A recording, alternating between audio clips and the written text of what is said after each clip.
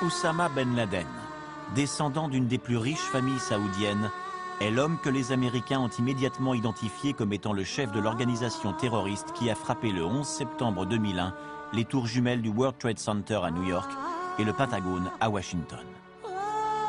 Au nom de quoi et contre qui ces attentats furent-ils perpétrés? Selon quelle stratégie politique et en s'inspirant de quelle idéologie? C'est précisément en quête des racines doctrinales et culturelles de la pensée religieuse de Ben Laden que nous nous sommes aventurés dans les terres islamiques du Soudan jusqu'à la Sibérie. Après la mort du prophète Mahomet, le monde islamique se divise en plusieurs courants et ethnies, tels que les sunnites, les chiites, les wahhabites, les ismaélites et bien d'autres. Toutes ces confessions religieuses font partie du monde islamique tout en restant différentes les unes des autres. Si elle suit les préceptes wahhabites de l'école officielle d'Arabie Saoudite, l'idéologie de Ben Laden rappelle certaines tendances plus archaïques, en l'occurrence d'origine pré-islamique, qui voient l'irruption du sacré dans le monde comme un élément dévastateur de l'ordre existentiel. La vie politique est conçue comme un affrontement entre éléments symboliques qui sont l'expression de forces matérielles antagonistes. Autrefois, croisés et colonialisme.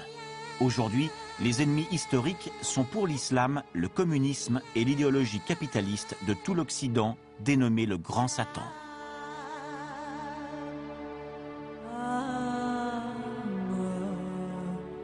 L'ennemi à combattre est la société de consommation, mais également l'impérialisme économique, anti-religieux et spiritualiste qui s'installe en Orient, y compris militairement. Tels sont les nouveaux croisés. Comme nous le verrons au cours de ce voyage aux frontières de ces deux mondes parallèles que sont l'Occident et l'Orient, les divisions entre ethnies islamiques semblent être plus apparentes que réelles.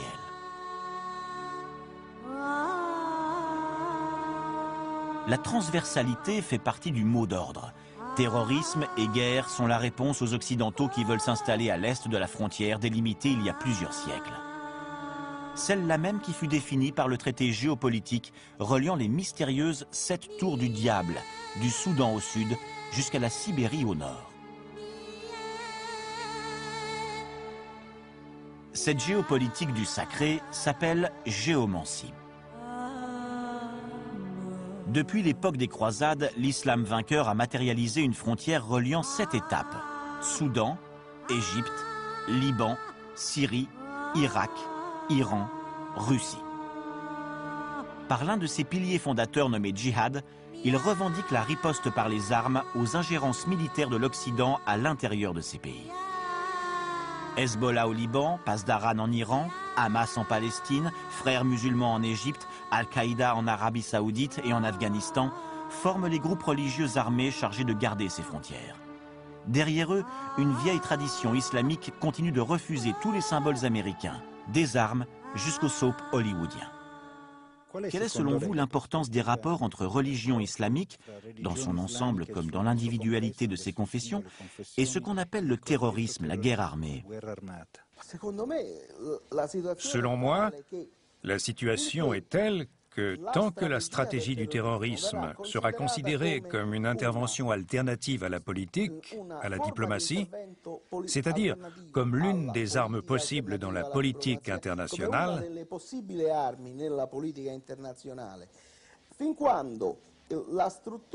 tant que la structure politique du monde islamique continuera d'être caractérisée par des régimes dictatoriaux, et tant que ces mêmes régimes seront si impopulaires qu'ils faciliteront la radicalisation de groupes extrêmes d'opposition, le terrorisme se propagera en suivant sa propre interprétation de la religion. Et des actes terroristes seront perpétrés jusqu'à ce qu'un bouleversement radical brise ce lien de causalité. Il faut rompre ce cercle vicieux, car avec ce type de structure politique, tout cela continuera.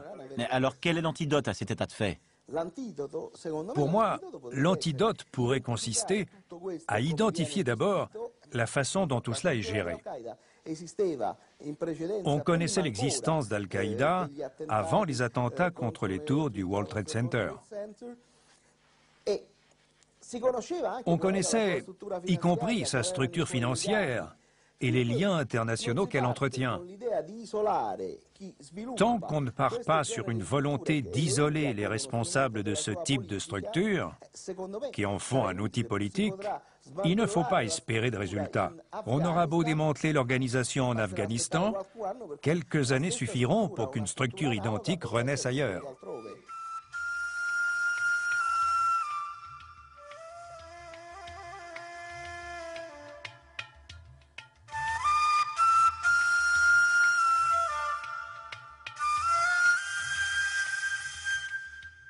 Nous sommes à Qom, en Iran, à 200 km de Téhéran. Nous venons d'entrer dans l'université islamique chiite la plus grande du monde. Ici, les ayatollahs enseignent le Coran et les éléments de la science sacrée à des milliers d'étudiants de religion chiite. Ceux-ci sont malgré tout en relative minorité dans le monde musulman, dont les fidèles proviennent surtout d'Iran, d'Irak, du Liban, de Palestine, du Pakistan et d'Afghanistan. Le périmètre universitaire ne se limite pas aux espaces consacrés à l'enseignement. Les étudiants vivent ici avec leurs proches et bénéficient de restaurants et de commerces qui leur sont réservés. Pour la première fois, une équipe occidentale pénètre dans ce lieu unique et très fermé.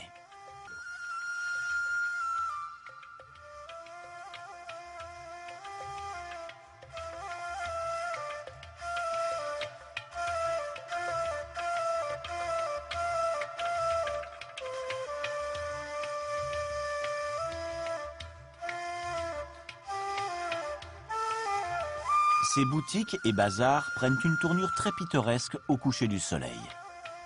S'installe alors un paysage des mille et une nuits.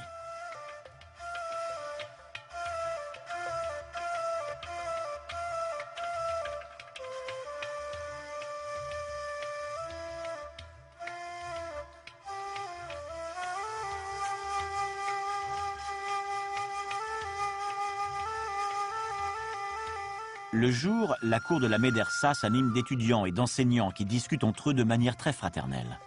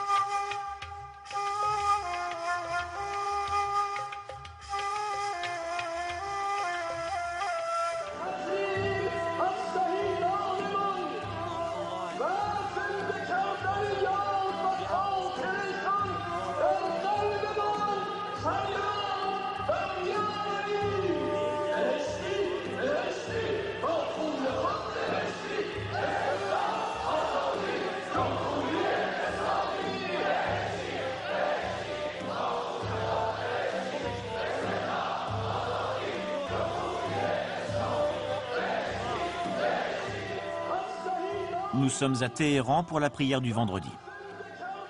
Des milliers d'hommes et de femmes, rigoureusement séparés les uns des autres, assistent au service religieux. Pour l'occasion, l'officiant est l'imam Rafsanjani, qui fut également Premier ministre de l'Iran. Après le discours d'ouverture et les cérémonies rituelles, il préside le volet final comprenant une prière adressée spécialement aux chiites du monde entier.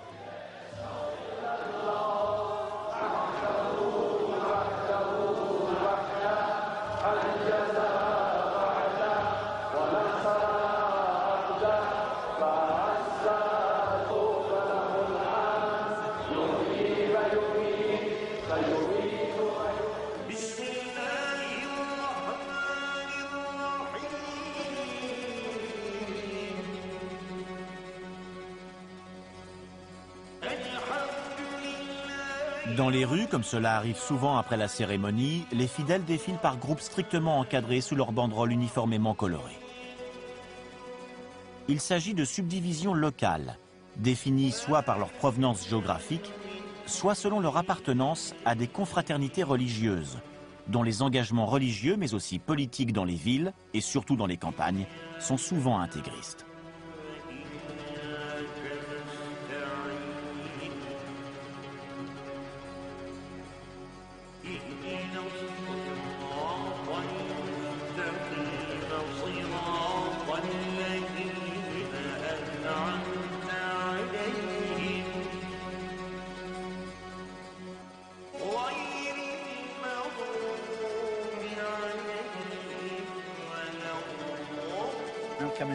Imam Khamenei, quel est le rapport entre foi religieuse et action politique d'après le Coran?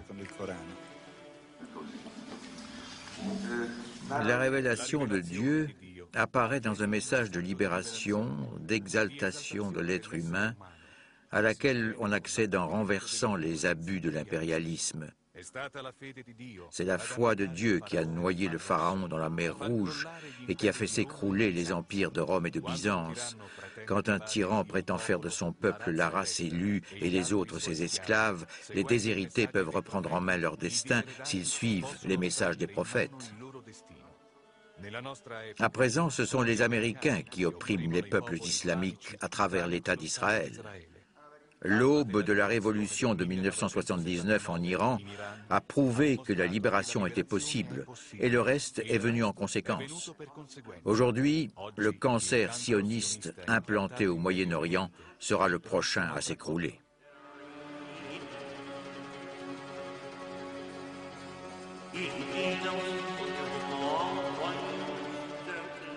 Est-ce qu'il existe une caractéristique particulière dans l'interprétation du Coran qui permette de différencier les chiites iraniens et libanais des frères musulmans en Égypte ou des sunnites en général?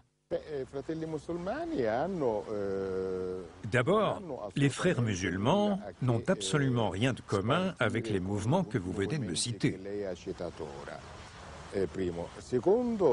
Ensuite, l'Égypte est un pays laïque, tout comme la Syrie et l'Irak, sans oublier le Liban. Ce sont des pays typiquement laïques. Sauf qu'à l'intérieur de ces pays, en réaction au colonialisme et au post-colonialisme, et à cause de la désillusion et du manque de perspective, sont nés une multitude de mouvements qui contrastent entre eux. Pas au niveau des caractéristiques religieuses. Non, mais n'empêche que si vous me citez par exemple les Baas, sachez que le parti Baas ne se réfère pas à la religion. Bien sûr, mais je voulais parler des mouvements liés au terrorisme. Le terrorisme n'est pas inspiré par la religion. La religion lui est complètement étrangère. Il faut tout de même chercher à clarifier un tout petit peu cette question. Si ce n'est que la question se clarifie dans une optique contraire à celle exprimée par la culture arabe laïque. Le terrorisme est intimement lié aux milieux ruraux les plus pauvres de grands pays comme l'Égypte et l'Iran. Mais le germe de la violence religieuse tend à proliférer, y compris dans les métropoles peuplées, et en l'occurrence dans les quartiers urbains les plus pauvres, où les jeunes qui ne connaissent que misère, faim, violence et marginalisation sociale trouvent une aide auprès des groupes islamiques radicaux.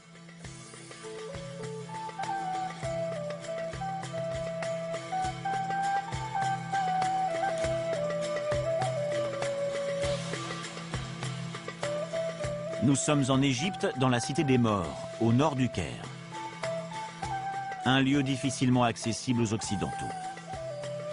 Ici, dans l'immense cimetière datant de la fin du 19e siècle, vivent 1 million d'Égyptiens. Les tombes leur servent d'abri. Depuis des années, les autorités tentent en vain de déloger ces familles qui se sont enracinées autour de leurs propres écoles, crèches et pharmacies. Les mosquées, nombreuses, sont très fréquentées. Les gens ici vivent dans un état de semi-légalité favorisant le terrorisme.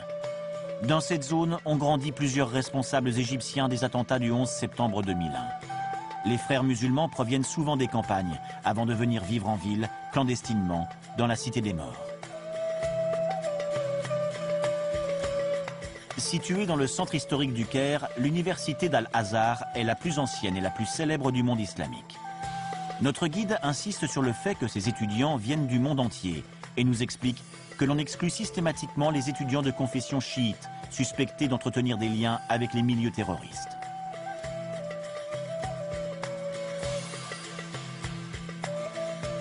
Nous aurons droit à l'éloge de l'Italie pour la réfection des bâtiments grâce à son don de précieux marbre de Carrare.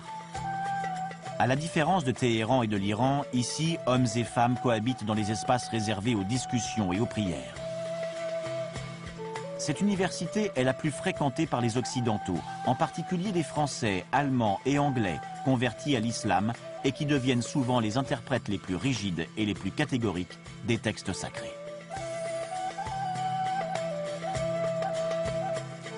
Le philosophe René Guénon est l'initiateur de ce mouvement estudiantin remontant aux années précédant la Seconde Guerre mondiale. Il a encore aujourd'hui de nombreux disciples en Égypte et dans le monde entier. René Guénon était favorable à l'unité de l'islam, alors qu'aujourd'hui l'Occident veut diviser les islamistes.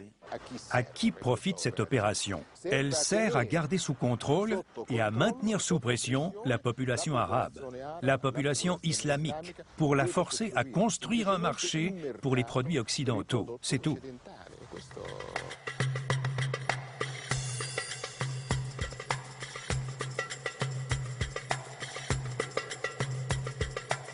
On sait que Ben Laden a étudié les textes sacrés dans les écoles coraniques d'Arabie Saoudite. Il s'est aussitôt identifié comme un nouveau prophète appelé à restaurer la pureté de l'islam des origines et à mettre fin aux influences occidentales omniprésentes. L'islam regroupe de nombreuses écoles. Parmi elles, l'islam ésotérique pratiqué dans les confréries soufis, où les sources les plus hermétiques du Coran font référence au combat épique et ancestral entre les prophètes de la vérité et les mages noirs d'inspiration babylonienne et égyptienne. Dans ses discours enregistrés en vidéo, Ben Laden cite l'un des maîtres du wahhabisme saoudien, le théologien médiéval Ibn al-Glawzi, auteur de Talbis Iblis, Les ruses de Satan, un traité de spiritualité et de magie dans lequel est expliquée la manière d'utiliser les versets du Coran pour se défendre des sortilèges et attaques des mages noirs. Mages noirs qui, d'après la tradition, forment la charnière séparant les territoires du monde oriental de ceux du monde occidental.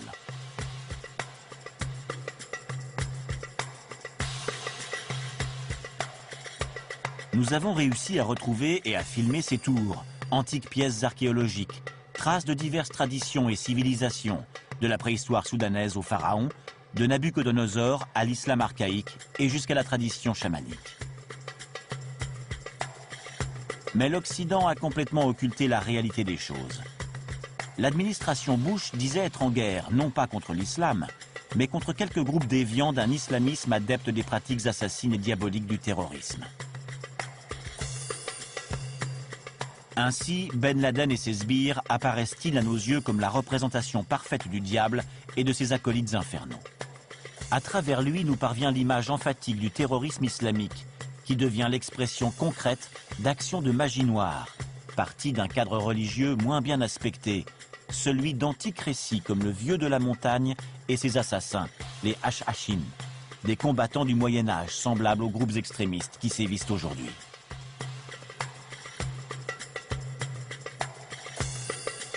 À présent, nous sommes à Qom, l'université chiite islamique où est né et est enterré l'imam Khomeini. L'imam Montazeri s'exprime devant une assemblée hétérogène de fidèles venus des 4 coins du monde islamique, des Philippines jusqu'en Europe.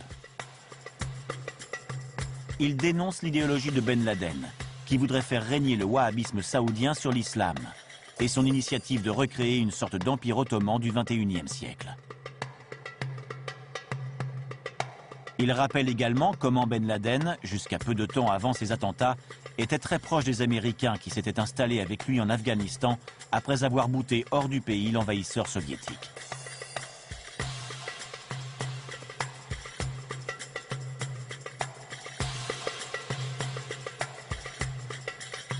Existe-t-il un rapport entre la gnose islamique, ce qu'on appelle l'islamisme ésotérique, et le terrorisme? Ou bien est-ce hasardeux de concevoir un tel lien? C'est hasardeux dans le sens où la doctrine islamique sunnite traditionnelle prévoit l'autodéfense militaire en cas de guerre entre deux armées, mais interdit en revanche le recours aux actes terroristes.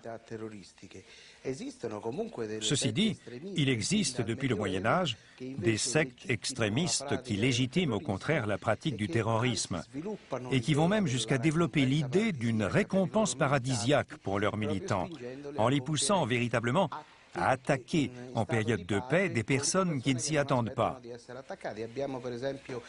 Comme témoignage historique de cela, nous avons par exemple le précédent des Hashashin, du vieux de la montagne. C'étaient véritablement de jeunes tueurs à gages que leur chef envoyait tuer ses ennemis en les poignardant en traîtres. Cette secte et ces actes ont sévi dans le monde islamique pendant plus d'un siècle, jusqu'à ce que les Mongols détruisent le château de Alamut. Ainsi, les Hashashin ont-ils tué jusqu'à d'importants sultans et chefs d'État. Le vieux de la montagne et ses assassins vécurent en Iran dans ce château aux alentours de l'an 1000 et se distinguèrent comme combattants défenseurs de l'intégrité militaire et religieuse de l'islam. Le vieux fut tué par le neveu de Gengis Khan. Dans les vidéos qui nous sont parvenues, Oussama Ben Laden nous parle du vieux de la montagne et des 7 tours du diable vues par l'islam. Mais quelles sont ces 7 tours? Où se trouvent-elles et qui les gère? D'abord, il existe une tradition pré-islamique relative à la présence de centres de négativité que nous pouvons faire remonter à la doctrine biblique de la tour de Babel. De la même manière qu'existe la notion de sanctuaire rapprochant l'homme de Dieu, il existe une notion inverse de lieu où se concentrent les influences diaboliques et dont les 7 tours, incarnant les centres de projection, marquent une ramification. Dans le Coran, on parle par exemple de la barrière construite pour arrêter les déprédations commises par les rois Gog et Magog. De nombreux commentateurs du Coran identifient à la Grande Muraille de Chine cette barrière contre la diffusion des forces malfaisantes sur Terre. Ainsi, ces 7 tours du diable sont les piliers d'une ligne géomantique idéale, mais aussi géopolitique, qui délimite le territoire de la présence exclusive de l'islam. À l'intervalle de 1000 ans se déchaînent de ces centres concentrés d'énergie spirituelle, mais aussi militaire et matérielle, une série synchrone d'actes de violence sacrés, mais aussi profanes, avec des victoires et des deuils. Il n'est d'ailleurs pas rare que l'enjeu de ces luttes radicales soit le pétrole.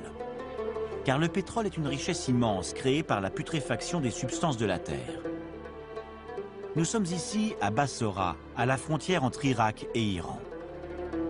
Les intérêts économiques et financiers énormes liés au pétrodollar ne sont certainement pas étrangers au financement du terrorisme islamique du XXIe siècle.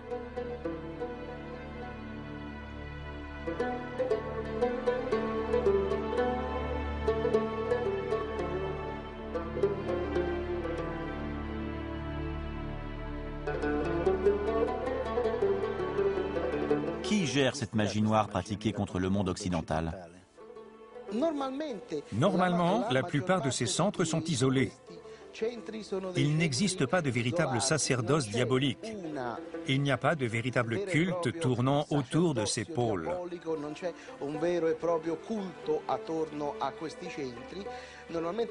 Normalement, ils sont identifiés par des lieux géographiques difficilement accessibles, à l'exception d'un cas au sud du Soudan, où l'on connaît l'existence de la société secrète des hommes léopards. Ceux-ci vivent selon une forme d'animisme identifiable à un culte diabolique qui se réfère à la dernière des 7 tours situées en Afrique.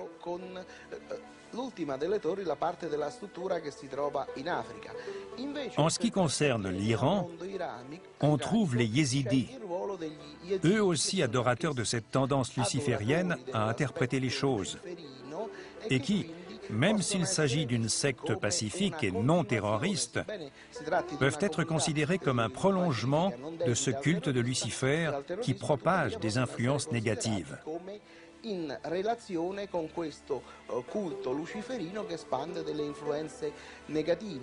Par conséquent, l'une de ces particularités de ces sectes yézidis, qui existent encore aujourd'hui, à la frontière entre Iran et Irak est de vouloir absolument garder secrète leur affiliation. C'est pourquoi ils se présentent comme des musulmans ordinaires et modérés. La pratique du culte diabolique est maintenue secrète à l'intérieur de familles bien déterminées, mais qu'on n'identifie pas facilement depuis le monde extérieur. Il y a l'idée qu'à travers ces tours, au moment où leur influence devrait s'étendre, ces communautés pourraient jouer un rôle dans l'activation et la diffusion mondiale de leurs influences.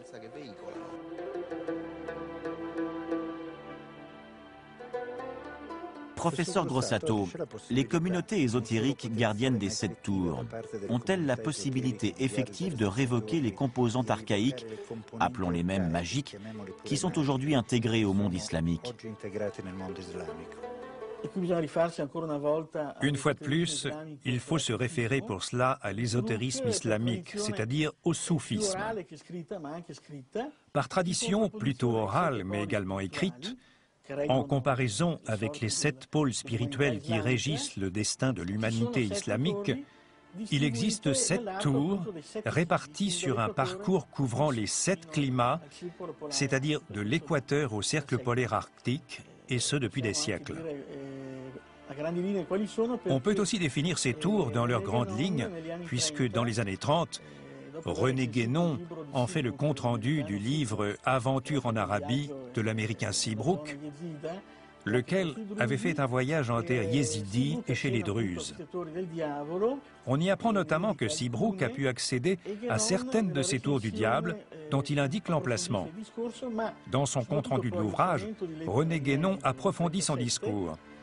Mais surtout, dans un extrait de lettre inédite de 1937, très certainement envoyé à Jean Rayor, son étroit collaborateur à la revue Études et recherches traditionnelles, il entre beaucoup plus dans les détails, en indiquant avec précision quels sont pour lui les lieux concernés. En Grande Syrie, qui incluait alors le Liban, comme en zone yézidi au nord de l'Irak et en Mésopotamie, ainsi que plus haut, au Turkestan, qui était alors immense et apparemment difficile à localiser, et jusqu'à l'Oural et jusqu'en Sibérie occidentale.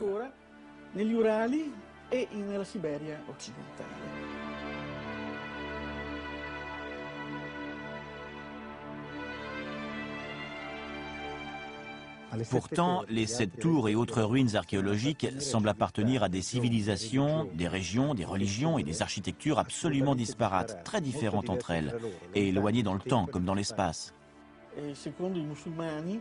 Les musulmans, selon leur tradition islamique, ont toujours besoin d'avoir la présence dans leur territoire de ruines provenant de civilisations précédentes. Mais ces régions ont bénéficié de peu de missions archéologiques et cela vaudrait certainement la peine d'approfondir les fouilles dans ces ruines difficilement datables. Ensuite, quand René Guénon parle du Soudan, il donne dans sa lettre des précisions très détaillées, où il dit qu'il y a là-bas des populations qui se dédient à la lycanthropie, c'est-à-dire à la croyance d'après laquelle les êtres peuvent se transformer en loups ou en bêtes sauvages. Il parle notamment d'un village de 20 000 habitants, célèbre jusqu'en Égypte, où il y eut des témoignages oculaires de cérémonies lycanthropiques. En évoquant cela, il fait certainement référence à l'ethnie des Noubas, c'est-à-dire aux descendants des antiques Nubiens, que Leni Riefenstahl avait filmés dans les années 70. Ce peuple était héritier, entre autres, du royaume de Haute-Égypte, qui avait donné les pharaons noirs à l'Égypte. On le connaît aussi sous le nom de royaume de Méroé, royaume de Couche, et dont on a gardé de nombreuses ruines égyptiennes néolithiques. Ces ruines ont donc le pouvoir de posséder énergétiquement et spirituellement. Évidemment, d'après ce que l'on comprend de la tradition des tours du diable islamique, elles se réfèrent à la magie noire islamique. Les personnages dont on parle sont donc des mages noirs, entre guillemets musulmans, qui aimaient fréquenter des lieux de pouvoir, en particulier des lieux solitaires comme peuvent l'être des tours ou les ruines d'édifices désaffectés. et dont la solitude leur permettait de se consacrer à leur méthode personnelle de contemplation. La fréquentation habituelle de ces lieux esselés leur donnait l'illusion d'être investis d'une puissance particulière, alors que ces lieux suscitaient angoisse et crainte parmi les habitants normaux, si je puis dire. Et plus au nord? En montant vers le nord, René Guénon parle très élégamment de la Syrie dans son compte-rendu sur le livre de Seabrook. Parce que Seabrook avait consacré un quart de son livre aux Druzes du Liban et de Syrie, qu'on appelait alors la Grande Syrie.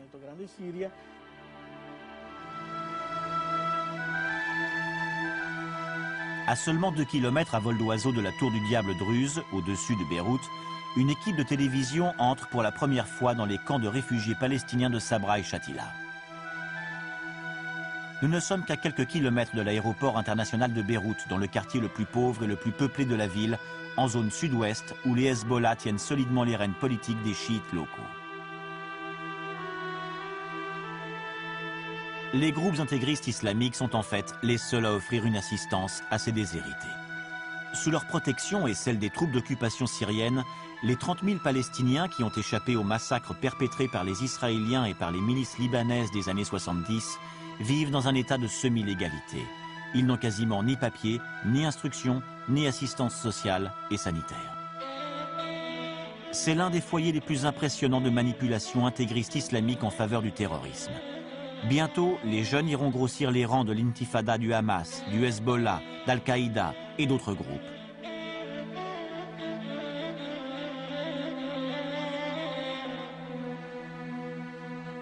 Ibrahim Nassé est le chef incontesté de la communauté de Sabra. Je suis arrivé avec ma famille à Beyrouth en 1949.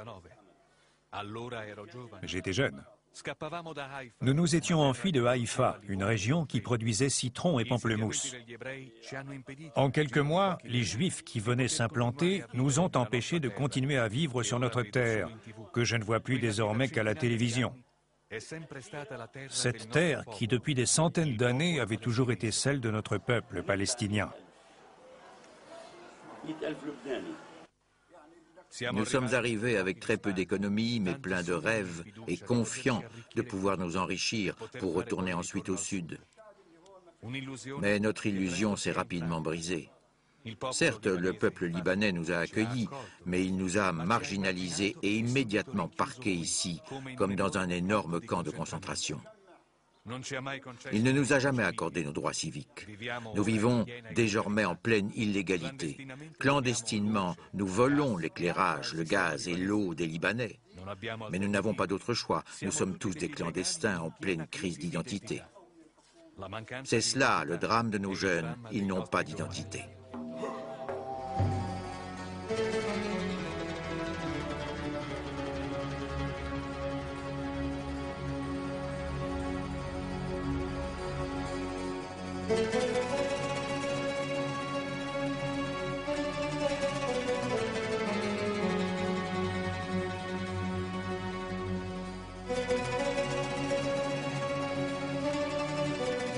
Nous sommes à présent à Jérusalem.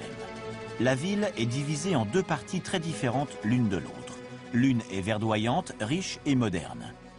L'autre, peuplée par les plus pauvres, n'est qu'un bidonville dans le désert. L'extrémité de la périphérie est devenue le camp permanent de réfugiés qui formait autrefois une noble tribu nomade, les Bédouins. Pour mieux contrôler leurs déplacements, l'État d'Israël leur a interdit tout exode cyclique vers le nord, la Jordanie, où ils emmenaient en transhumance leurs troupeaux de chèvres en quête de vert pâturage. Aujourd'hui, les Bédouins vivent dans de misérables villages de toile entre la ville de Jérusalem et les implantations des colons d'Israël.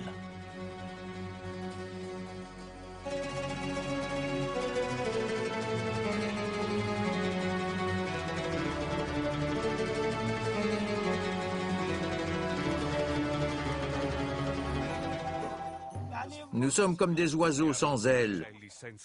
Pour nous, c'est la fin, la mort.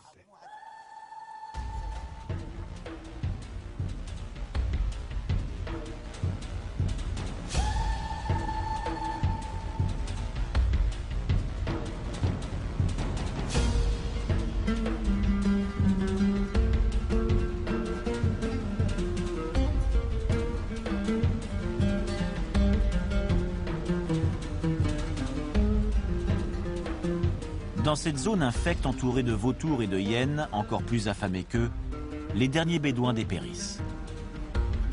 Leurs fils ont quitté les tentes, containers et abris de tôle surchauffés où ils étaient contraints de vivre au milieu de nulle part.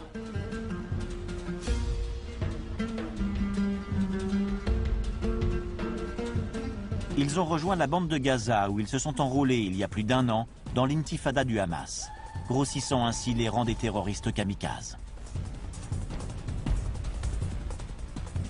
Ainsi, la race des Bédouins s'éteint-elle tristement, tandis qu'augmente le nombre des exilés et marginaux extrémistes, et tandis que les vieux délaissés cherchent avec l'aide des organisations internationales à apprendre un nouveau mode de survie.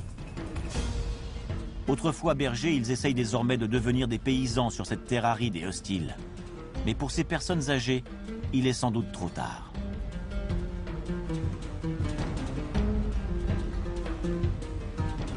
L'usage d'outils modernes paraît surréel dans cette vallée distante de quelques kilomètres de Jérusalem.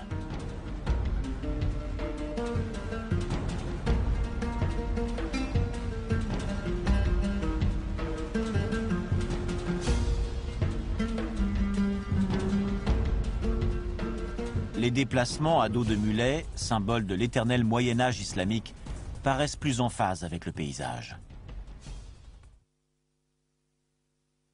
Voici Gaza, capitale du jeune État palestinien.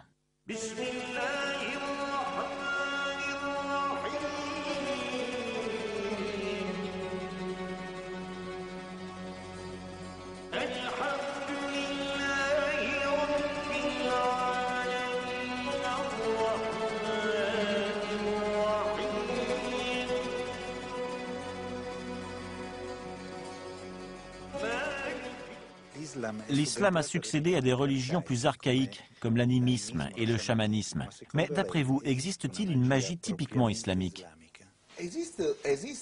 Oui, il existe une magie islamique. C'est une question d'ordre terminologique. Dans la tradition gréco-latine, l'origine de cette science renvoie au mage perse.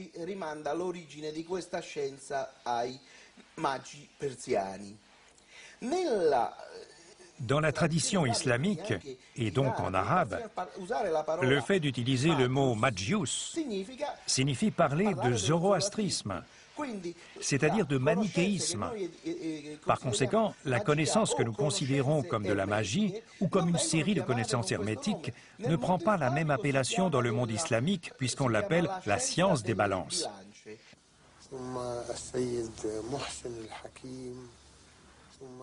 Depuis toujours, l'islam conjugue la foi à l'action politique, sociale et militaire pour défendre les lieux sacrés. La magie est un héritage antique. Elle entre dans l'enseignement de l'islam, car l'homme doit agir directement avec la foi et politiquement. C'est ça, la magie du combattant.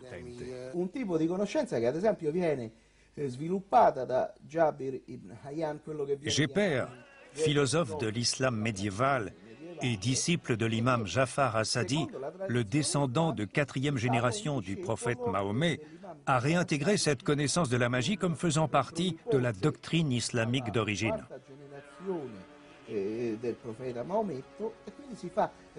Cet apprentissage de la magie s'est ensuite enrichi des connaissances provenant des Chaldéens, des mages, des Grecs.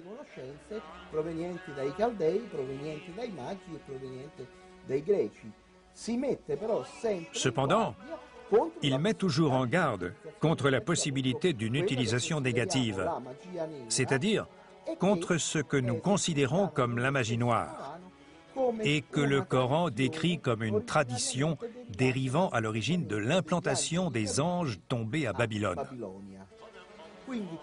Donc, à l'instar de la tradition biblique, il y a dans la tradition coranique cette idée de magie noire comme étant le vestige mort de la tradition babylonienne et dont l'influence est diabolique. Mais il y a aussi l'exemple de la magie naturelle et positive, telle que nous l'avons dans la Bible et dans le Coran. C'est le cas de Moïse, qui réussit à accomplir des prodiges supérieurs à ceux des mages qui usent de leur influence négative. Très souvent, les 2 derniers chapitres du Coran, par exemple, sont considérés comme une forme de prière capable de libérer des sortilèges et de protéger des maléfices.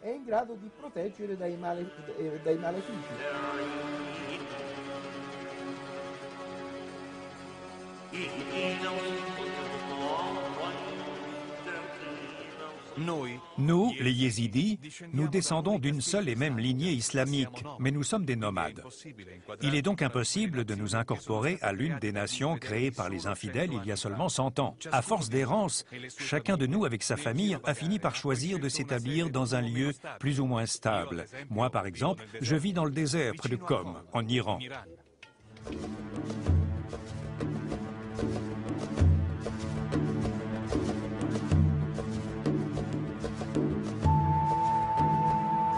C'est dans les entrailles du désert de Qom, où les sources souterraines sont salées, qu'au fil des siècles ont vécu et vivent encore les Yézidis, une secte mystérieuse issue de l'univers des confréries islamiques chiites. Une secte adoratrice du feu et du sang.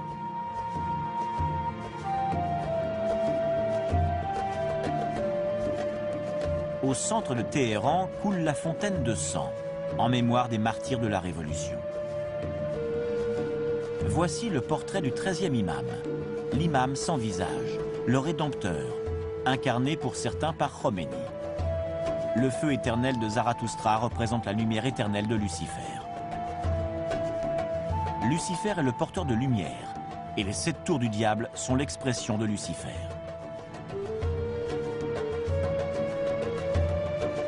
À une heure précise, la lumière apparaît et le soleil illumine toute la tour.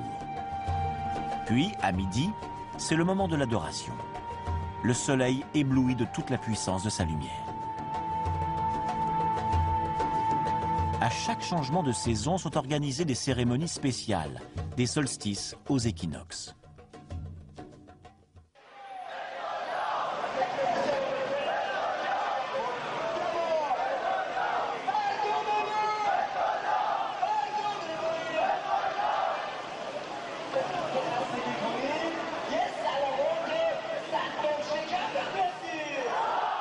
Aujourd'hui, à Téhéran, ont encore lieu les rassemblements océaniens. Ils sont présidés par l'imam Khamenei, le chef religieux suprême des chiites. Tous ici invectivent le grand Satan, les États-Unis d'Amérique et leurs alliés.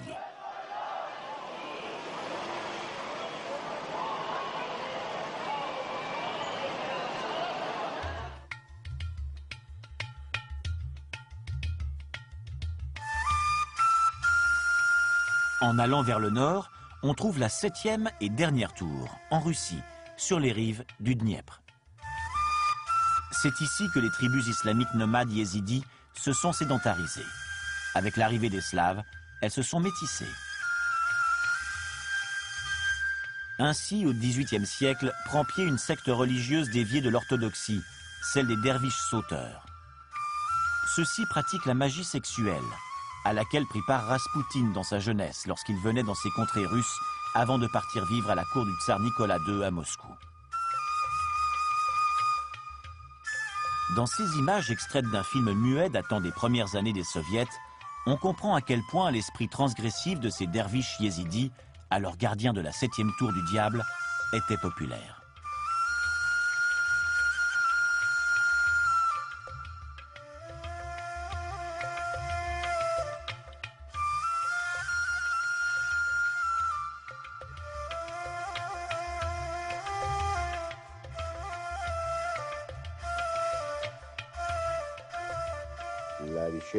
Contrairement à ce que pensait la grande Hannah Arendt, la recherche de l'ennemi métaphysique n'est pas caractéristique des totalitarismes.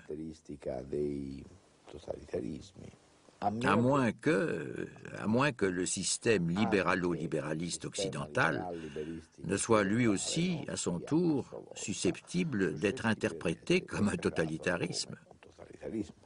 Chose que de nombreux politologues commencent à affirmer. Je peux citer pour exemple l'italien Marco Tarchi. Je veux dire par là qu'en réalité, nous interprétons la nécessité d'avoir un ennemi métaphysique comme une fonction du totalitarisme. leggiamo come una funzione del totalitarismo. Però Cependant, si nous considérons l'histoire de ces 50 dernières années du point de vue européen, laquelle histoire pourrait devenir celle de ces 300 ou 400 dernières années, pour peu qu'on l'étende géographiquement, de sorte qu'elle englobe les États-Unis d'Amérique, ou du moins les colonies américaines entrées dans le territoire des États-Unis dans la seconde moitié du XVIIIe siècle. Cette histoire nous enseigne que les sociétés occidentales comme telles ont toujours éprouvé la nécessité de se trouver un ennemi métaphysique,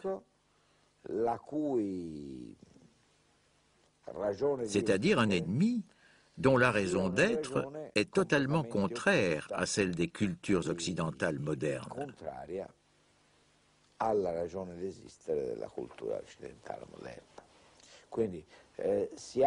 Par conséquent, nous avons besoin d'avoir un ennemi métaphysique. On savait que le communisme ou le fascisme avaient besoin d'ennemis métaphysiques.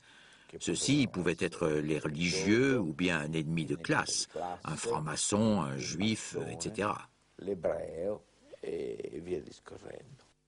À Beyrouth, Naïef Krayem dirige la télévision satellitaire des Hezbollah.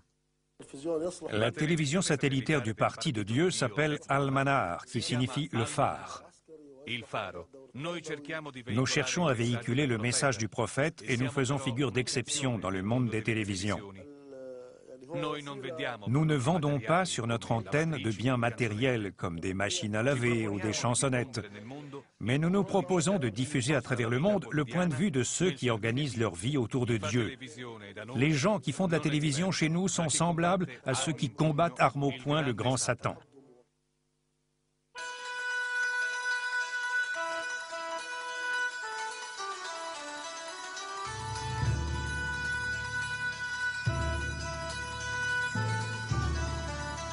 Sortie de prière à Téhéran le vendredi. Ce fleuve humain qui déferle et que rien ne semble pouvoir arrêter est le même que l'on voit à la sortie de milliers de mosquées à travers le monde islamique. Avec en tête, souvent, ces femmes fanatiques, pures et dures défenseuses de leur foi.